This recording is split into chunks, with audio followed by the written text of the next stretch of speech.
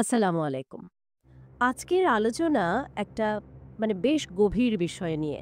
আমরা দেখব আ কেন কিছু মানুষ উম নামাজ বা উপাসনার প্রতি ঠিক আগ্রহ বোধ করেন না। ওয়ালাইকুম আসসালাম।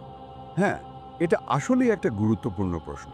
আমরা বোঝার চেষ্টা করব এর পেছনের কারণগুলো কি হতে পারে, আর নামাজের আসল উদ্দেশ্য বা উপকারিতাই বা কী?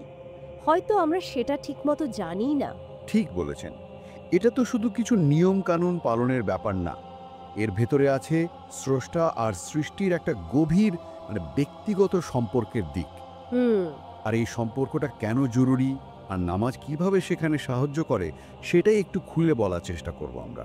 আচ্ছা, তাহলে প্রথমেই একটা সাধারণ ধারণা নিয়ে শুরু করি। অনেকেই কিন্তু ভাবেন আমাদের নামাজের বোধহয় আল্লাহর প্রয়োজন আছে। বিষয়টা কি এরকম? না, না, না। দেখুন, এই ধারণাটা একেবারেই ঠিক না। আল্লাহ সুবহানাহু ওয়া তাআলা তো সম্পূর্ণ স্বয়ংসম্পূর্ণ। তার কোনো কিছুরই প্রয়োজন নেই। ঠিক। আমাদের ইবাদত, আমাদের নামাজ এগুলো তার মহিমা বাড়ায়ও না, কমায়ও না। কোরআনেও তো পরিষ্কার বলা আছে, সব কিছু ধ্বংস হয়ে যাবে, শুধু তার সত্তাই থাকবে। হুম। তাহলে প্রশ্ন হলো, এই নামাজের প্রয়োজনটা কার? এটা আসলে আমাদের নিজেদের জন্যই। আমাদের ভালোর জন্য। আল্লাহ এই পথটা দেখিয়েছেন, এটা তার বিরাট অনুগ্রহ। বাহ! দারুণ বললেন। যদি এটা আমাদের ভালোর জন্যই হয়, তাহলে মানুষ কেন এটা করতে চায় না বা ধরুন অবহেলা করে? এর কারণ কি হতে পারে? হুম, এর বেশ কয়েকটা কারণ থাকতে পারে আসলে। একটা বড় কারণ হতে পারে অন্তরের সাথে বিশ্বাসের যে যোগাযোগ, সেটার অভাব। মানে একটু বুঝিয়ে বলবেন। হয়তো মস্তিষ্কে কেউ আল্লাহকে স্বীকার করে, কিন্তু সেই বিশ্বাসটা তার হৃদয়ের গভীরে যায়নি। সেটার যে গুরুত্ব, সেটার যে গভীরতা, সেটা হয়তো সেভাবে অনুভব করে না। ও আচ্ছা, জানা আর অনুভব করার মধ্যে একটা দূরত্ব থেকে যায়। হ্যাঁ, অনেকটা সেরকম। বিষয়টা জানে, কিন্তু সেটা নিয়ে গভীরভাবে ভাবে না বা এড়িয়ে যায়। কোরআনেও তো দেখুন, অবিশ্বাস আর নামাজ না পড়াকে একসাথেই বলা হয়েছে, ফালা সাদ্দাকা ওয়ালা সাল্লা। সে বিশ্বাসও করেনি, নামাজও পড়েনি। হুম, তার শুধু জানা বা বিশ্বাস থাকাই যথেষ্ট নয়। এখানে নিয়ত, আন্তরিক ইচ্ছার ভূমিকাটা কেমন? খুবই গুরুত্বপূর্ণ। নিয়ত তো আসল। যদি কেউ আন্তরিক না হয়, ধরুন শুধু অন্যকে দেখাতে বা কোনো সামাজিক চাপে পড়ে নামাজ পড়ল, হ্যাঁ, লোক দেখানো যাকে বলে আর কি। ঠিক, সেই নামাজ তার নিজের আত্মিক কোনো কাজেই আসে না। হাদিসেও তো আছে, ইন্নামাল আমালু বিন্নিয়াত, মানে সব কাজের ফলাফল নির্ভর করে তার পেছনের উদ্দেশ্যের ওপর। ঠিক। তো আন্তরিকভাবে যে নামাজটা পড়া হয়, তার সুফলটা সেই নামাজি ব্যক্তি নিজেই পায়।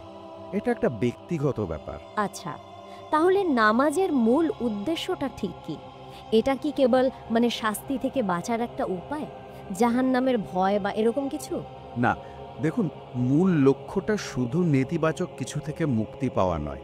যেমন ধরুন, একজন ছাত্র তো শুধু ফেল করার ভয় পড়ে না, তাই না? না, ভালো রেজাল্ট করার বা জানার আনন্দও থাকে। বিজ্জাত। তেমনি নামাজের মূল লক্ষ্যটা শাস্তির ভয় থেকে বাঁচার চেয়ে অনেক বড়, অনেক ইতিবাচক। সেটা হলো স্রষ্টার কাছাকাছি যাওয়া, তার সাথে একটা সম্পর্ক তৈরি করা।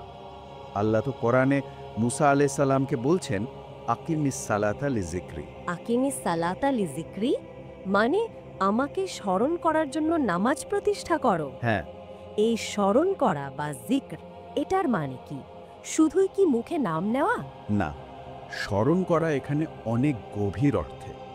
এর মানে হলো সেই মহান সত্তার সাথে একটা জীবন্ত, সচেতন সম্পর্ক বজায় রাখা, যার হাতে আমাদের জীবন, আমাদের রিজিক, আমাদের হেদায়েত সবকিছু। হুম।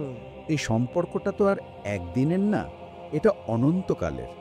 নামাজ হলো প্রতিদিন নিয়ম করে এই জরুরি সম্পর্কটাকে একটু ঝালাই করে নেওয়া, সজীব রাখা। একটা রিমাইন্ডারের মতো। হ্যাঁ, অনেকটা তাই।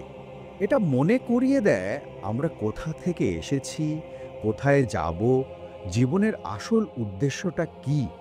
এটা আত্মাকে রিচার্জ করার মতো।